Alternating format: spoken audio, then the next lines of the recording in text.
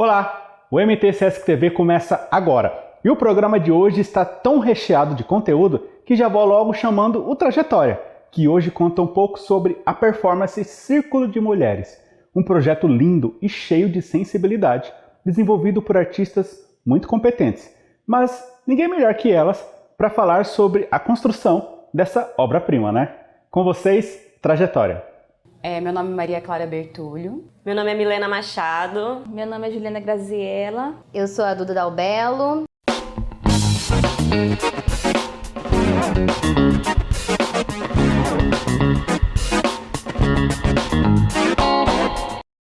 Eu sou artista multidisciplinar, trabalho entre as linguagens do teatro, do audiovisual e da literatura.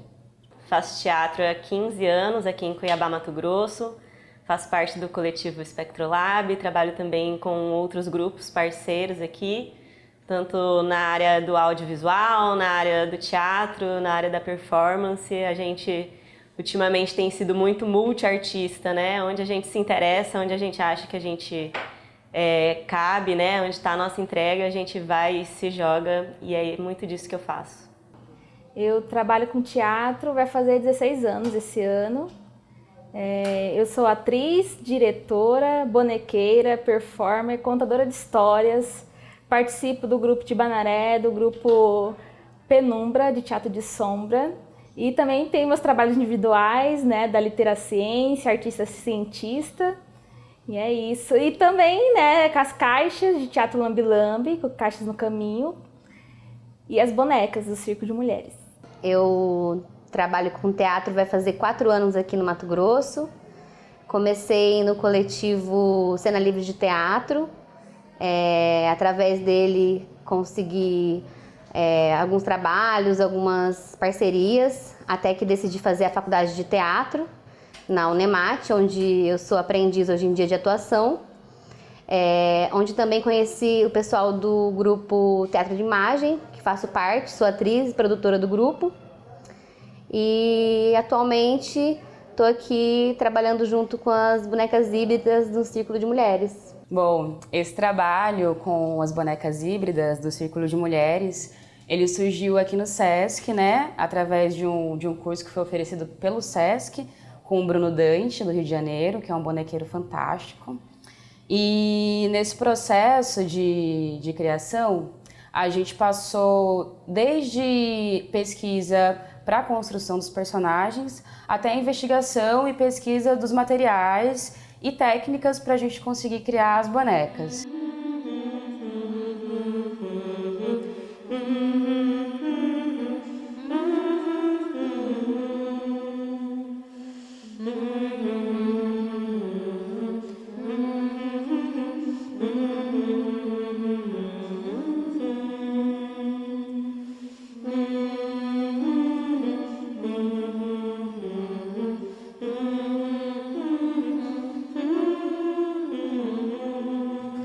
O teatro de boneco, né, e o teatro de boneco híbrido é realmente muito recente, assim, né, no mundo, de uma forma geral, e aqui em Cuiabá não seria diferente.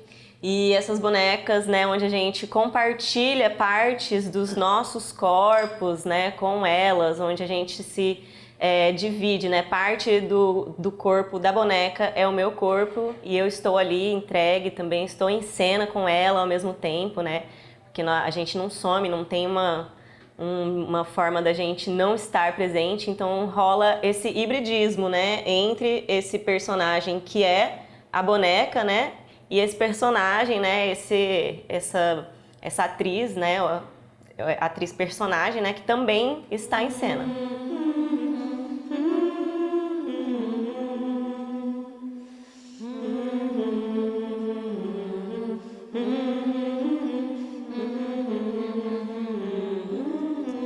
Então, o processo de criação da Índia Raw, acho que vinha comigo já há algum tempo. Há algum tempo eu sentia que eu queria produzir algo no sentido de, na verdade, de estar mais em contato, né, com as etnias indígenas.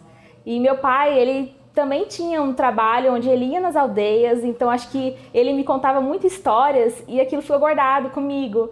Tanto que ele também me deu um colar também, né, original, de uma tribo. E eu guardei comigo e eu encontrei nessa boneca híbrida um gancho, né, um insight de poder fazer, né, tornar real vamos dizer, essa provocação, né, que eu já vinha caminhando comigo.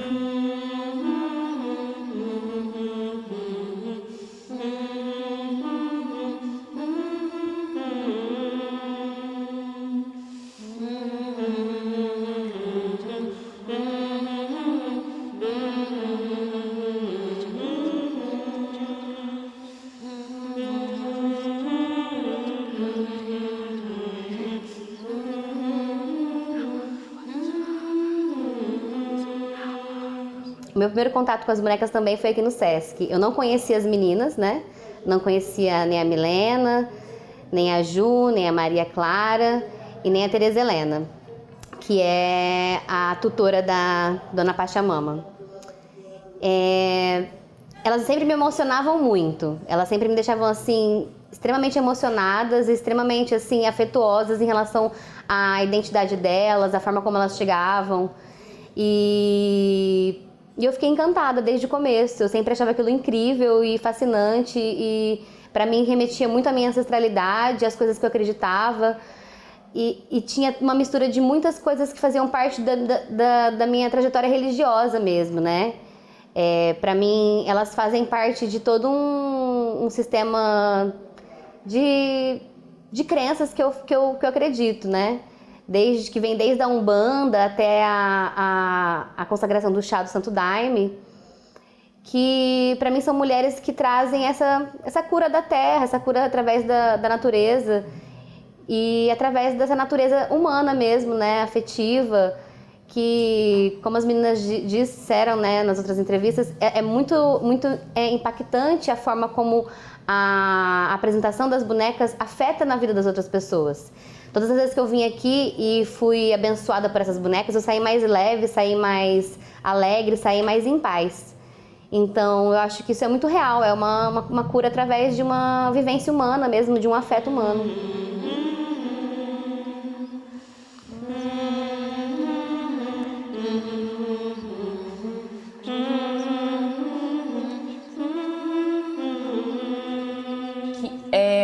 Que é uma coisa diferente pra gente, né? O teatro de bonecas híbridas, né? Porque a gente empresta metade do nosso corpo pra boneca, né? Então aí a gente vai criar a partitura totalmente em conexão, interligada com a boneca.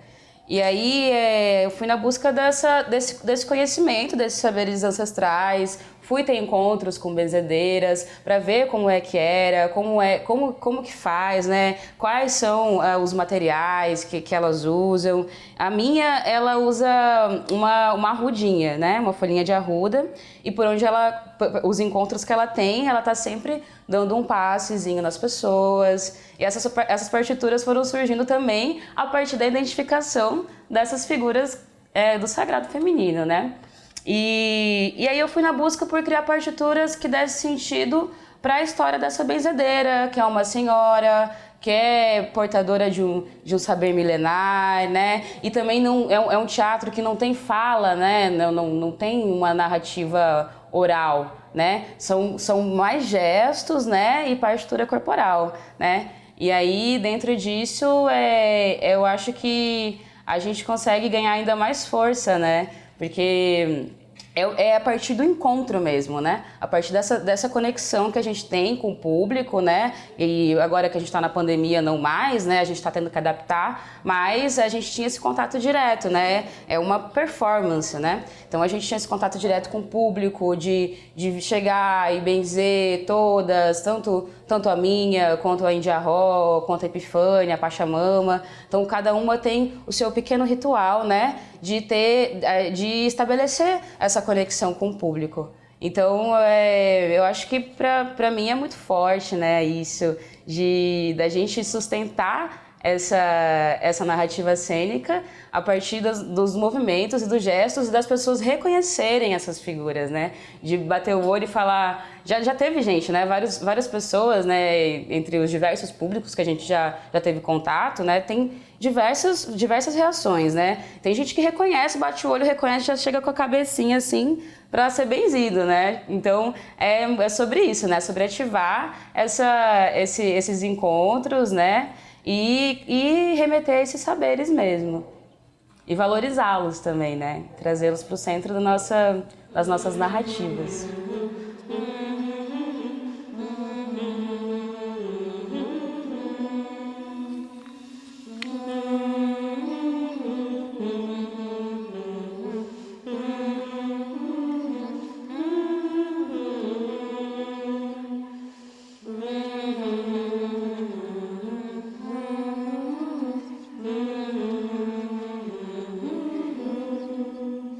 Eu não tinha me dado conta que é a primeira vez que a gente vai fazer em palco, assim, tipo, sabe? Vamos fazer em palco agora, porque até nessa nossa produção de filmagem, né, a gente tinha essa proposta de fazer essa filmagem mais na rua, né, como a gente geralmente faz. Então, a gente geralmente leva essas bonecas pra rua, né, sempre em espaços públicos, então cada lugar, né, ali com essas pessoas que circulam geralmente esse lugar, cada vez vai acontecer de uma forma diferente, né, mas é uma chegada dessas mulheres, né, uma chegada desses seres, é um agradecimento àquele local ao qual nós estamos, né, aonde a gente vai apresentar. E aí a gente caminha, permeia por esse lugar, né, por esse espaço, e a gente vai ali fazendo cânticos, né, cantando umas com as outras, fazendo danças de rodas, e eventualmente a gente passa a cumprimentar as pessoas que estão ali naquele lugar, né, e nisso a gente acaba fazendo muitas bênçãos, né, as pessoas pedem, assim, para abençoar, ou, né, abençoa aqui uma parte minha que tá doente, né, eu tô com uma perna que tá quebrada, por favor, ponha a sua energia aqui, né, então a gente tem muita dessa troca energética com a plateia.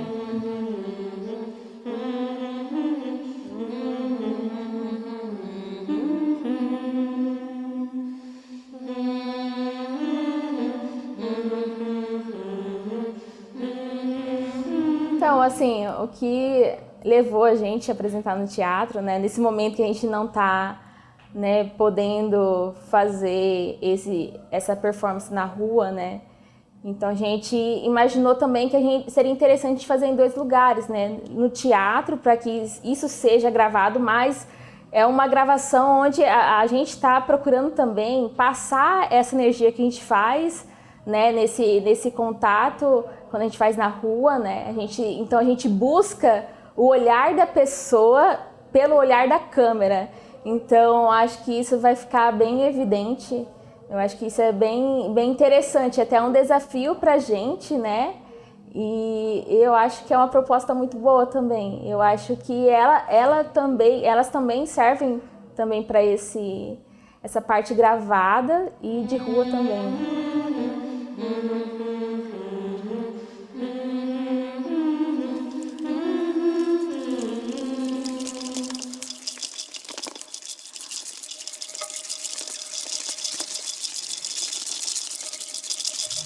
O teatro é um ritual, né? O teatro ele vem como forma de abertura, de transformação, de veículo de comunicação para que coisas sejam levadas à sociedade. Então, para mim, ele é um ritual. Já o fazer teatral é um ritual. E trazer os rituais religiosos e de consagração de religiões que estão sendo esquecidas, né, atualmente, eu acho que é de suma importância até para que pessoas que não conhecem e que nunca foram afetadas por esse tipo de tradição e de crença tenham outras perspectivas em relação a isso, né? Para mim é muito importante o teatro trazer isso a todo momento, porque o teatro é memória, o teatro é resgate e o teatro esse afetar mesmo e trazer de volta. Move, fogo transforma, água forma, terra cura. E a roda roda vai girando, vai girando, e a roda vai girando, vai. E a roda vai girando, vai girando, e a roda vai girando, vai. E a roda vai girando, vai girando, e a roda vai girando, vai. Sensível e acolhedor. Essa bela performance está disponível nas redes sociais do Sesc Mato Grosso. É só dar um pulinho lá e compartilhar com todo mundo. Nós vamos para um intervalo comercial, mas já já estamos de volta. Não saia daí!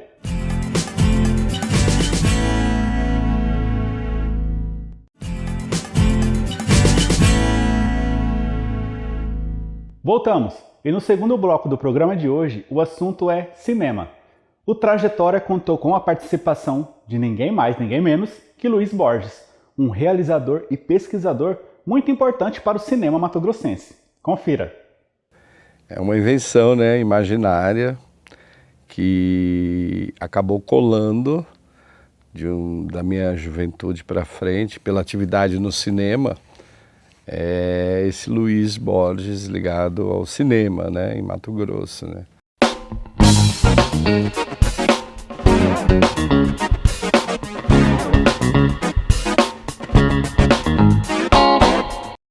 Mas a coisa tomou forma mais próxima do que eu desempenho hoje, foi a partir do momento que eu fui para São Paulo, na USP, fazer um projeto de pesquisa sobre o Arne Suchsdorff, famoso cineasta sueco, né, e tal. Só que eu queria trabalhar o Arne não só na Suécia ou no Rio de Janeiro, quando ele veio dar o curso e criou a segunda geração do cinema novo, mas eu queria o Arne aqui no Mato Grosso, né? E na época a minha orientadora, Maria Rita Eliezer Galvão, falou, olha, acho lindo você querer colocar o Arne no Mato Grosso, onde ele já vive há 20 anos, mas infelizmente a gente não conhece nada do cinema em Mato Grosso. Aí eu tive que redefinir minha pesquisa, voltar para Cuiabá e ficar 6 meses no NEDIR, onde eu já trabalhava, que é o Núcleo de Documentação e História Regional, levantando a imprensa, através dos microfilmes da imprensa. A gente leu tudo de 1896, que é quando o cinema foi inventado, até 1969, a chegada do Arne.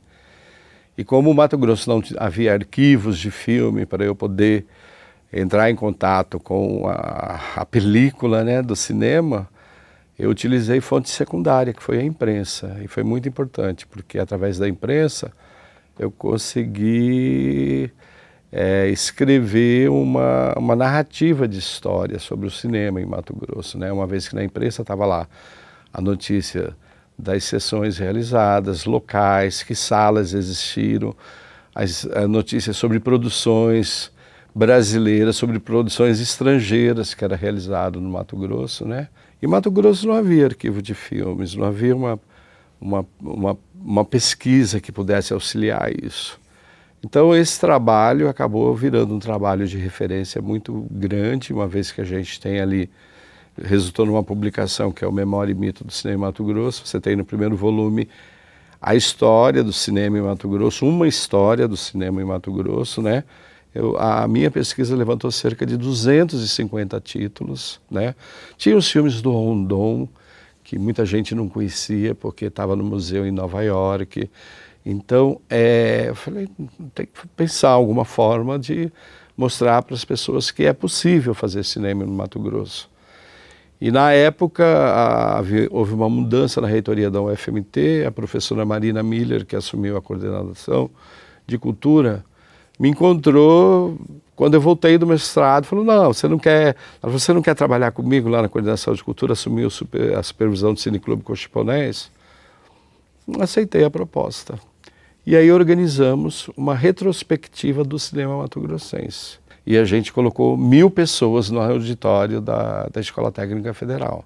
Foi uma sessão incrível, onde a gente exibiu Alma do Brasil, que é um clássico produzido no Mato Grosso.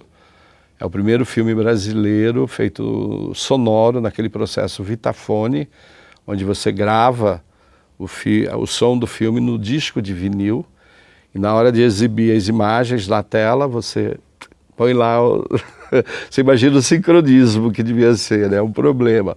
Mas é um primeiro filme brasileiro sonoro e de reconstituição histórica. Aí trouxemos o filme Caramujo Flor, do Joel Pizzini, que é uma produção recente, e depois dessa sessão teve um debate com o professor Carlos de Bertolini, a Lília Galetti, para falar sobre essa relação, principalmente esse aspecto histórico do Alma do Brasil, que conta o episódio da retirada da Laguna, né, da Guerra do Paraguai. É um filme com cenas impressionantes, de mais de 300 figurantes. Só esse filme tem uma história, porque ele foi realizado no antigo Mato Grosso, que era Mato Grosso só, né? Foi em Campo Grande realizado esse filme. E aí a gente percebeu quanto que o cinema ele acompanhava o desenvolvimento do Estado, né? Até 1910, umas 8 salas de cinema funcionavam regularmente em Cuiabá, né? Tinha o Cine Brasil, vários cinemas aqui no Porto, tinha uma sociedade italiana que passava filme, e depois veio o Cine Belo aqui no Porto, perto do Batalhão. O Cine Belo era muito engraçado, porque ele tinha uma bicicletaria, passava o filme. A primeira parte do filme ele projetava na parede do comando da polícia aqui no Porto. Aí a segunda parte ele recolhia o equipamento, botava para dentro e quem quisesse assistir tinha que pagar para ver o final do filme, né? E assim o cinema ele foi entrando na vivência, na vida social de Mato Grosso, né? Aqui mesmo no 2º distrito, que é o Porto, tinha uma cervejaria Cuiabana. E aí essa cervejaria, ela fazia sessões de cinema nos fins de semana, ela distribuía passagem de ônibus gratuito para a população para ir tomar uma cerveja na beira do rio, final de tarde, e assistir um filme. E assim o cinema escreveu uma história bacana e muitos filmes foram produzidos, mas infelizmente pouco sobrou. Alguns filmes se encontram na Cinemateca Brasileira. Quando eu retornei do mestrado, eu localizei que havia um cineasta armênio que foi contratado pelo governador Mário Correia da Costa para ser o fotógrafo oficial do Estado. E esse cineasta, eu vi notícias que ele tinha um cineminha na Rua do Meio, chamado Cine Popular, e que ele passava filmes, fez filmes sobre a chegada de do Mato Grosso, de Corumbá, Corumbá, no aeroporto. E aí eu observei que esse cinegrafista, ele, como era contratado como fotógrafo oficial, ele levava a câmera 16mm dele. Então ele fazia o trabalho dele de governo, aí depois ele pegava e fazia os registros, né? E aí eu localizei. Quando eu cheguei do mestrado, ele tinha já falecido. Quando o acervo veio, a gente pegou e separou as fotos. Os filmes eu mandei para São Paulo, para a Cinemateca, fiz um convênio com a Cinemateca, trouxe os técnicos da Cinemateca para dar um curso de preparação de acervo, de como fazer a preservação de acervo fotocinematográfico. E foi um curso muito bacana que deu a base para alguns institutos de cultura que têm arquivos, como por exemplo hoje a Sala da Memória, lá da Assembleia Legislativa, que é um exemplar, um arquivo exemplar aqui em Mato Grosso. Mas a Isis Catarino, que fez tudo aquilo lá, ela fez um curso com a gente, né? Nos anos 80 não havia sala em Cuiabá, em funcionamento permanente. O Cine Teatro estava funcionando, mas ela ficou 9 anos fechada. Aí o que a gente resolveu fazer? O Cineclube Cochiponés, que era um local que passava filme, e quando o Collor de Mello acabou com a Embrafilme, acabou também os filmes 16mm. As embaixadas que cediam filmes para a gente fazer as sessões, Embaixada Francesa, o Instituto Goethe, começaram a retirar os filmes. Então o Cineclube Cochiponés, quando eu assumi, o Clóvis estava só passando filme alemão há 2 anos no Cineclube, em Cuiabá, só vendo filme na língua alemã, né? Então o que eu resolvi fazer? Eu falei, vamos fazer um festival de cinema, num momento bastante difícil, vamos trazer o que tem do cinema brasileiro, o que sobrou, porque na retomada o Carlota Joaquina foi o primeiro, né, que a Carla Camurati saiu de sala em sala, exibindo o filme. E aí a gente começou a fazer o festival nesse tripé de memória, de difusão e também na formação. Começamos a trazer oficinas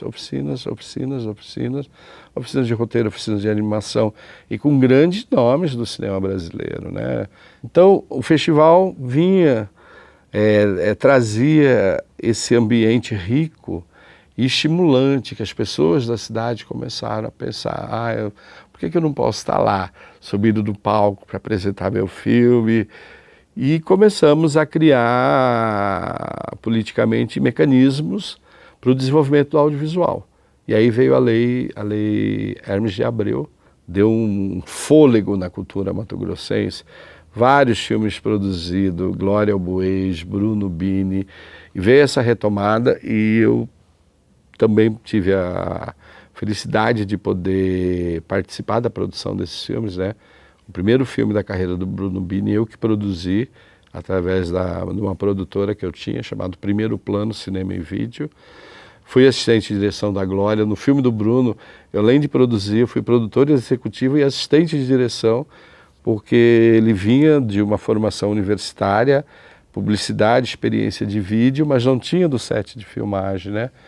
Então, o festival começou a atrair filmes para o Mato Grosso, né? Veio o Mário, do Hermano Pena, longa-metragem, o Latitude Zero, do Tony Venturi, e todos que procuravam, querendo fazer filme no Mato Grosso, querendo um aporte do Estado através da lei, a gente colocava como cláusula, ok, a gente avaliza, mas queremos que cada um de sua equipe dê uma oficina para os estudantes da comunicação da FMT, que na época nem havia comunicação na Unic, na Unirondon, para eles terem uma experiência que jamais teriam dentro do curso, né?